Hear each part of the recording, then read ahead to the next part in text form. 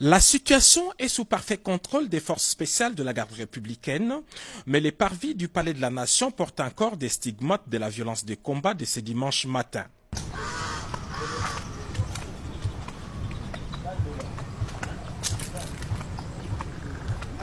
Selon les informations que nous avons recueillies sur place, les commandos avaient organisé son attaque en deux groupes.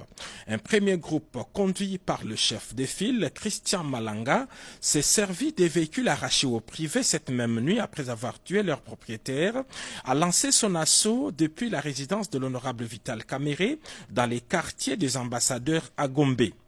Équipés des drones et autres armes automatiques, ils sont arrivés par ces minibus Esprit de Vie et attaqué immédiatement la résidence.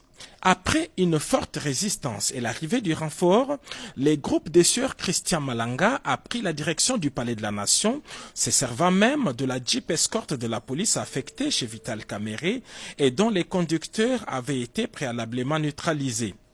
L'escorte criminelle a foncé la barrière du Palais de la Nation dans l'objectif de faire jonction avec un autre groupe de assaillants et mercenaires étrangers prépositionnés dans les marécages le long du fleuve. Très professionnels, les forces spéciales de la garde républicaine ont cerné les groupes puis lancé les feux sur les assaillants, mettant ainsi fin à leur aventure. Aucun élément de la garde républicaine n'a été touché dans ces combats, mais plusieurs membres de ces commandos, y compris leurs chefs, ont été tués et plusieurs autres capturés. Ainsi qu'on peut le constater dans ces images tournées par les forces de défense et de sécurité au moment des combats, ces hommes lourdement armés étaient enfouis dans les marécages le long du fleuve au Palais de la Nation. Au moment de notre tournage, le nettoyage s'est poursuivi encore le long du fleuve. C'est en ce moment que ce militaire déguisé en fou a été capturé. Il détient plusieurs documents attestant qu'il fait partie des corps habillés. Et c'est à cet endroit que Sieur Christian Malanga, non autrement identifié, a été tué par nos forces de défense et de sécurité qui le poursuivaient alors qu'il tentait de joindre un groupe important dissimulé dans la boue ici au bord du fleuve Congo.